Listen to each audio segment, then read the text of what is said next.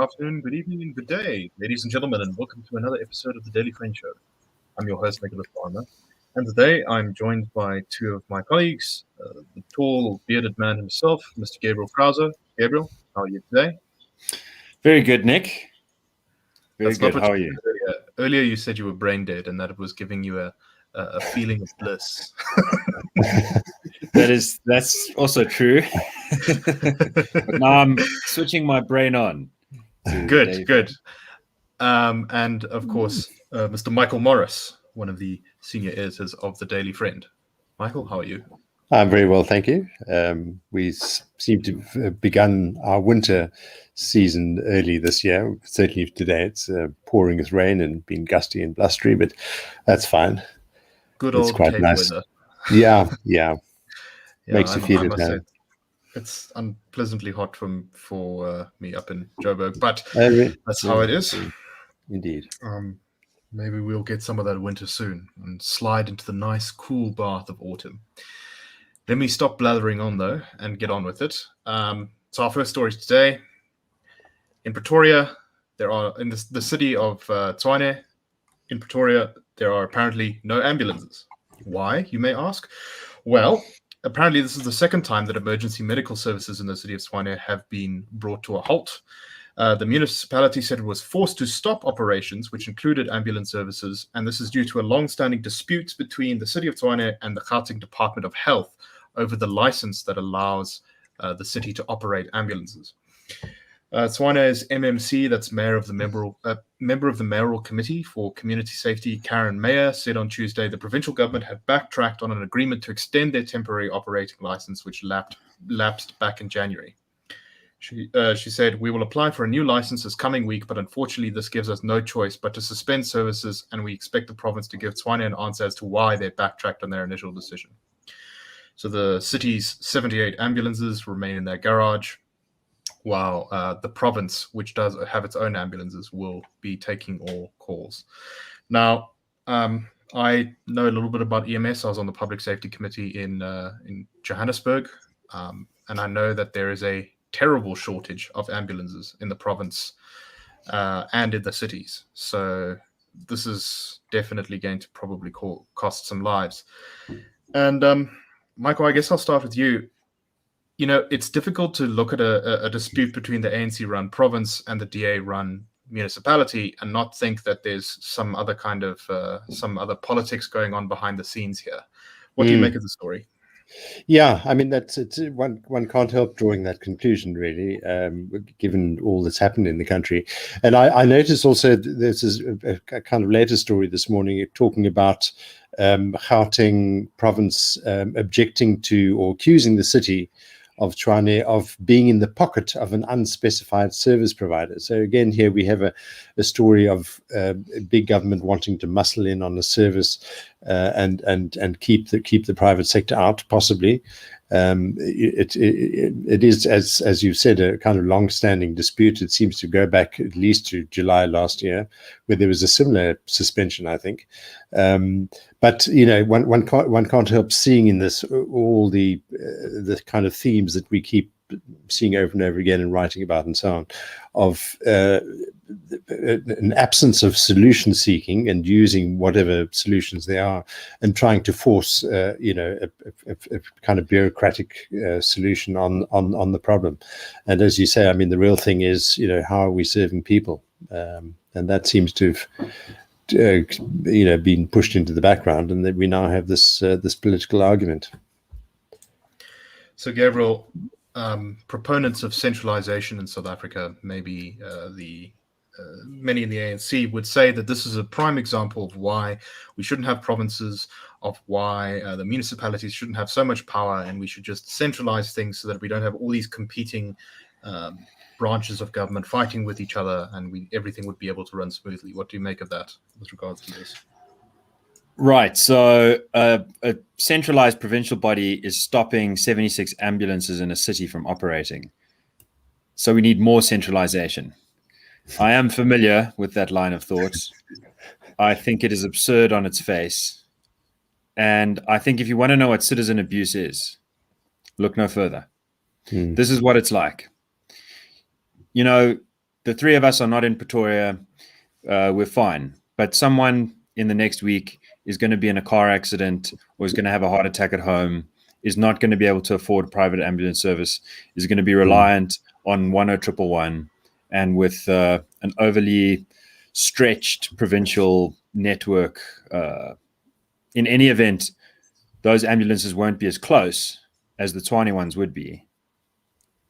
Someone's not going to get the help they need. And I think this will remind many listeners of the reports from Nelson Mandela Bay last year during the plague, sort of during peak lockdown. We had reports coming out confirmed by the department that they only had 2 ambulances. That's horrific in itself. And I thought I'd just add a detail from a story that I've covered, the Kalini, what was a murder trial, and then the accused were exonerated. This was a famous case where 2 farm workers put Mutlamola Moshweyu, a teenager who'd been allegedly stealing sunflowers on the back of a bakkie, drove him to the police station where they thought they would get the best chance of getting an ambulance. And he jumped off the back and injured himself and died later from those injuries. Now, one of the details that many people missed out on was why they didn't just phone an ambulance themselves. And they said it's because they've lived in that area for their whole lives and they know that it just doesn't work. And they only thought that the police would be able to hail the ambulance. And as it turns out, 2 bystanders were asked, please stand over Moshweyu's body and try and phone an ambulance. They didn't get to hail one. The guys who went to the police station, they hailed one. But then the worst part of the story, which was totally overlooked by the mainstream, was that ambulance arrived an hour later. That ambulance did not have the proper equipment to intubate Moshweyu. That they don't even seem to have placed him properly on a board to secure his neck, which might have been broken. And evidence was brought to court to suggest that might be what killed him, that he might have survived if he had the proper care, and that he might have died because both of delay, incompetence, and a lack of equipment. Right. And that kid, he was a good, innocent kid. Nicking sunflowers in a desperate place. He was a good kid by all accounts, and the country was driven to a fervor.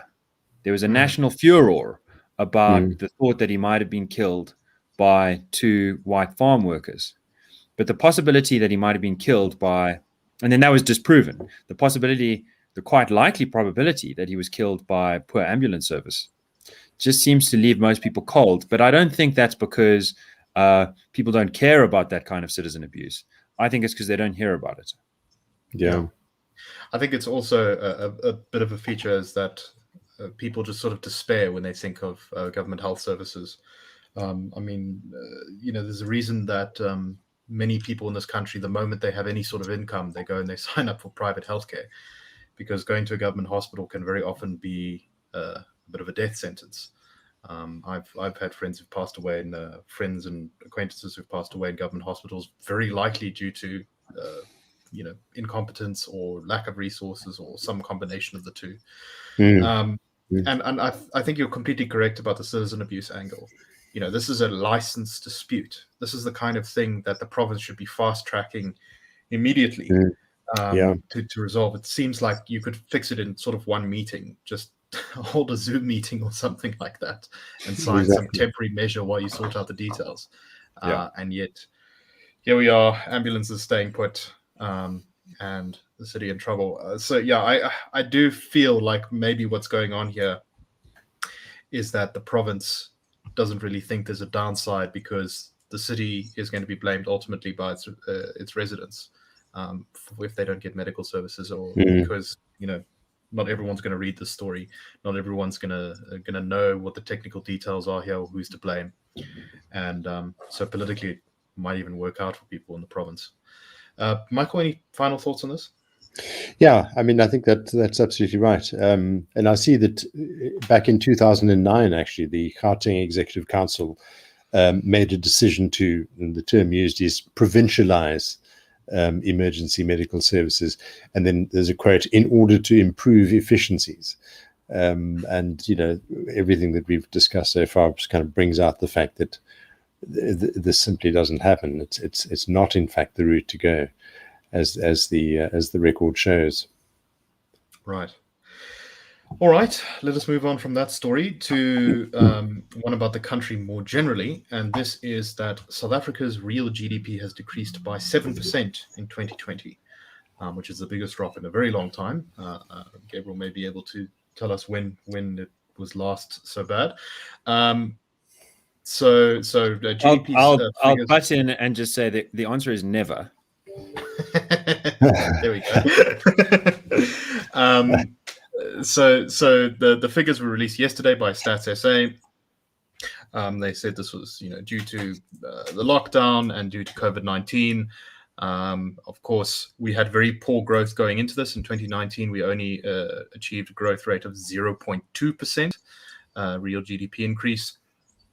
Stats SA said the annual real GDP growth rate decline was primarily led by decreases in manufacturing, trade, catering, and accommodation. These industries did seem to see a bit of an uptick in the fourth quarter, but it wasn't nearly enough to fix the sort of massive decline. The only sectors that seem to have improved in terms of GDP are government and agriculture. So, Gabriel, what to make of these? What did you think of these GDP stats? Yeah, so, I mean, I think you've covered the basis of what's really important. A lot of reports that I've seen emphasize large growth in the fourth quarter, but it's off a very low base.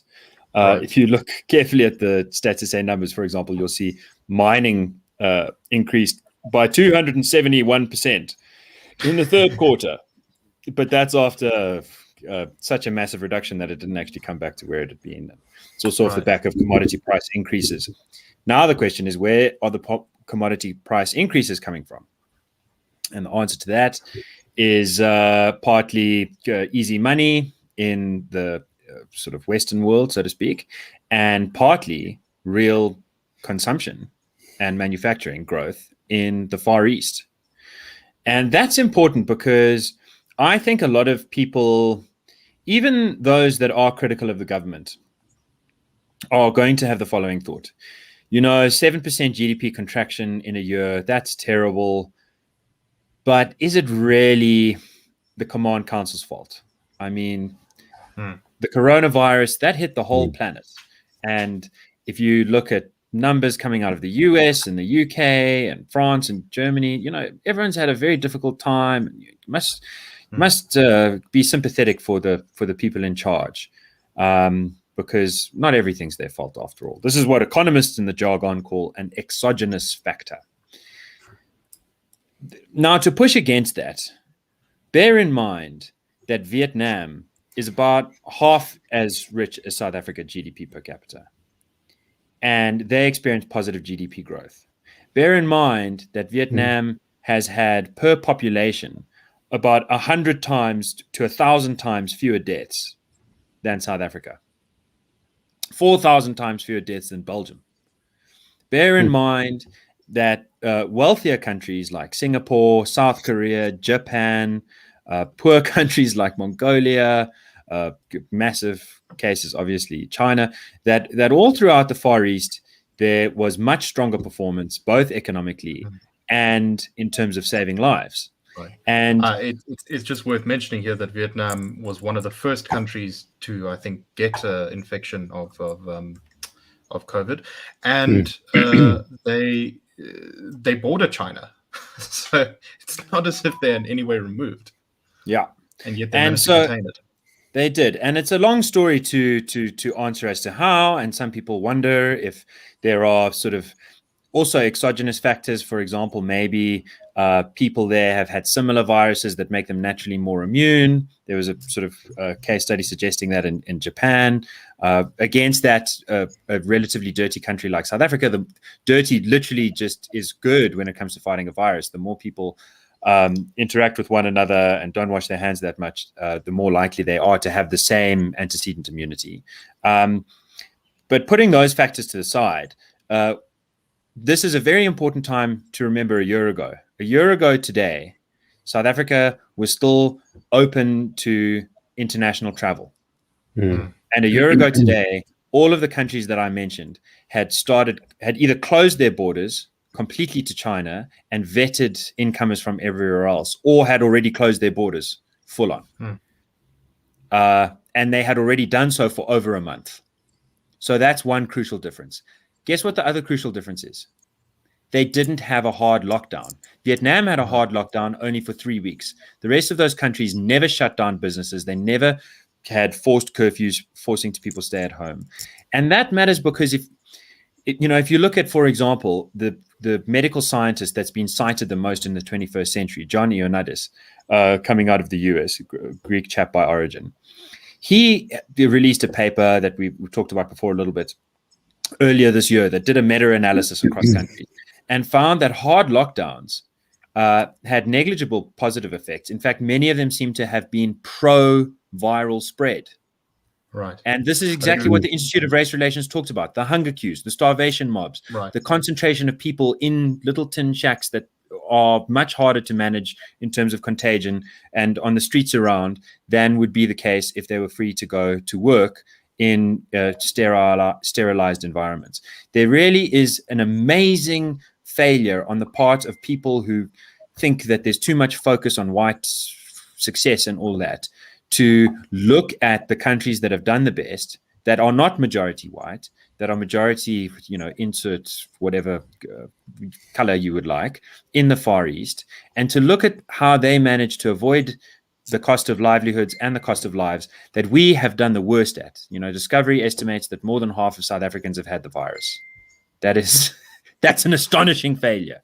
And at the same time, we've had 7% GDP contraction. It's outrageous. And the fact that there's seems to be relatively little political accountability for this so far is very disappointing. But we shall see. No, if the command council was to protect the country, if it was going to sacrifice the economy in order to protect the population, it didn't achieve that at all. The economy got savaged, and so did the population. So that's a failure on their own terms. Michael, what do you make of this? I must say that, even just traveling around, I do much less traveling now since we all work from home. But when I do traveling around Joburg over the last year, I have really seen quite noticeably the degrading of the prosperity of the country, of things closing, more beggars, of just everything being a bit worse. I don't know, in Cape Town, if you've seen a similar thing. What are your thoughts on that and on this issue in general? Yeah, very much so. I think the central city, for instance, has really taken quite a knock with people not going to the office and all the ancillary businesses that feed off that working population. All suffering and so on. I think there's a kind of bounce back quality to some of these things, which has perhaps been brought out by expectations of a reasonable uptick. But the fact remains that we've been heavily savaged by the economic impact, mainly of the lockdown, which, as Gabriel has argued, has this counterproductive effect. I was also just, Gabriel was mentioning earlier the spending power and the figures that some economists have highlighted. I just happened to notice Claire Bisker's remark this morning about the fact that that one of the sectors that contributed most to the positive growth in 2020 as a whole was agriculture. Which was obviously exempt from lockdowns chiefly and enjoyed good weather, as Claire says. But she then goes on to point out, not that this is much reason to rejoice, the agricultural sector accounts for just 1% of the economy, while the government is now so large at 19% that it's almost the same size as South Africa's entire financial and business services sector. So here again, we see, this confluence of the kind of centralization, big government, hammering of the private sector, and the effect is felt in the economy and in the lives of ordinary people. No, definitely. obviously, this is something we'll keep our eyes on as we move forward into the year, because of course Treasury has given what we think are quite optimistic projections for growth in 2021, and we'll be watching. And even so, just remember that. Sorry to butt in, Nick, but you'll notice something over the next 4 years, 3 or 4 years. Some economists and some pundits are going to focus on 2020 as being the baseline, and they'll say, look how much we've grown from that. While others are going to look at baselines like 2019, which was our nominal GDP peak, 2011, which is our GDP per capita peak in dollar terms, also our GDP peak in dollar terms, constant dollars, and on Treasury's own forecast, we'll only return to our nominal GDP peak, the 2019 one, in 2024. So, Right. It's going to look quite nice if you don't look at where we've come from. Right. If you just forget that life happened before. No, very good, very good. Right, let's move on to our last story. And Gabriel, this is something you wrote about, which Michael suggested we talk about. So it was not your vanity that pushed for this story to be discussed. So I know a lot of people have watched the Netflix series The Queen's Gambit. I haven't, but all my friends told me that it's fantastic and amazing and so great, and it's kind of taken the world by storm. But there's been some funny things going on with awards relating to Queen's Gambit. Gabriel, what happened? Yeah, so this is a lighter story. So Queen's Gambit, I think part of the reason that it did so well is that it was about chess, and chess was just about the only sport that anyone could play during 2020. I definitely went from playing a game every now and then to playing a game every fortnight at least, and watching a lot of chess on YouTube and so on, because I've sort of filled a hunger that I had. And then the show came along, and that really dramatized it and made it beautiful, and it was very slickly done, good casting, nice kind of East-West play with the old Soviets, and it won the Golden Globe for Best Mini TV Series, and Anya Taylor-Joy won the Golden Globe for Best Actress in a miniseries. So it's a pretty niche kind of award. They're not usually as big as the biggest dramas or the biggest comedies, but it's really sweet, and a pat on the back for a nice show that entertained us all. And then Variety sort of thought that wasn't quite enough. Thought the most important thing that you have to know is that Anya Taylor-Joy is black or not white. And so they said, this is the first time a non-white person has won this award for Best Actress since 2008. And before that, only 5 people have won the award. The award's only been going for about 20 years, 30 years. Anyway, so that stoked a bit of controversy in the Twitter universe. In part, I think this is important to remember, because Anya Taylor-Joy had her hair dyed red for the show. And because she's got dark eyes, very pale skin, you might have thought that her natural hair color was black, but it's blonde. So she went natural to the award ceremony in virtual form, and so you had this picture of a blonde young woman, very good looking, with the headline, "First non-white woman wins the award," and it was just again, on the face of it, completely absurd. And then a little bit of our listeners and watchers, go and look up a picture of Anya Taylor-Joy if you don't know what she looks like, and then ponder this. Have a look at the Daily Print today. We try to figure out how could anyone have thought this, and it turns out that her mom, of sort of English descent and Spanish descent, had lived in Zambia for a time. I think she grew up there as a kid, and her dad was born in Argentina. He's of Scots descent. And so Anya Taylor-Joy has spent a lot of time in South America. So either they thought that if you've got, as one friend put it, they must have thought two parents came from S-hole countries. And so that in combination must mean one of them is black, one of the grandparents is black. And by that one drop sort of woke logic, which was also shared by the Ku Klux Klan, an interesting kind of rhyme through time, they therefore reasoned that no matter how she looks, she must really be black. Anyway, after the furor, they gave her a phone call and she said, "No, I'm afraid I'm white." And so they had to retract the story and put a much tamer kind of congratulation. And it's such a wonderful, it is such a wonderful sort of demonstration of how mad the world has become. Mm. And there's just a little sad whiplash in the tale at the end of it, which is that she obviously got a lot of pressure, Anya Taylor-Joy, from art critics of the woke variety, who implied or outright said that she was taking credit for some kind of social justice breakthrough that she doesn't really deserve. And so she clarified by saying that she does identify as a Latina, which means, she sort of likes the Spanish language and I suppose speaks it at home a little bit with her dad from Argentina, and presumably like some traditions that go along with it, and that's very important. And that she's blonde, and she knows that it would be unfair for her to audition for traditional Latina parts for people that are not white Latinas. So basically, she's promising never to dye her hair black and wear some makeup to sort of play the kind of role that you might expect, Penelope Cruz or Salma Hayek or any of those very successful actresses to play, because by implication, it's so hard to be a brunette Latina.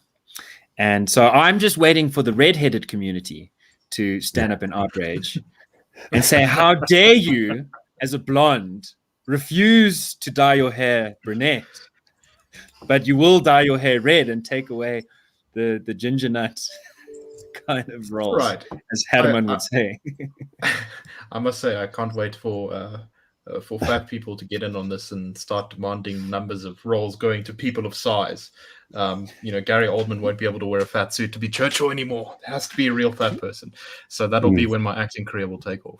Okay. Anyway, so just to close off here, it's a very particular kind of reporting that's become very fashionable of late. Is abuse of the word historic. You find some way to talk about how something is the first person of color, the first time a person of color has done X, or it's, in this case, it was the second time a person of color has done, the fifth time a person of color has done something, and the first since 2009, which is stretching the definition of historic there a little bit. Why do you think this is prevalent in a lot of reporting at the moment? It is extraordinary. I mean, I think it is obviously a way for these media outfits to demonstrate some kind of relevance or whatever, however they see it. But I mean, it is ultimately terribly patronizing, I think, because the implication always is that this is completely unusual. It's completely unusual for somebody who isn't pale skinned to be able to turn in a performance as she did, or to represent this very kind of human story, which in fact doesn't have a color at all. It's in fact a wonderful story about somebody who appeared to come from nowhere and was completely discounted at the beginning of her chess career, and yet became this a symbol of triumph.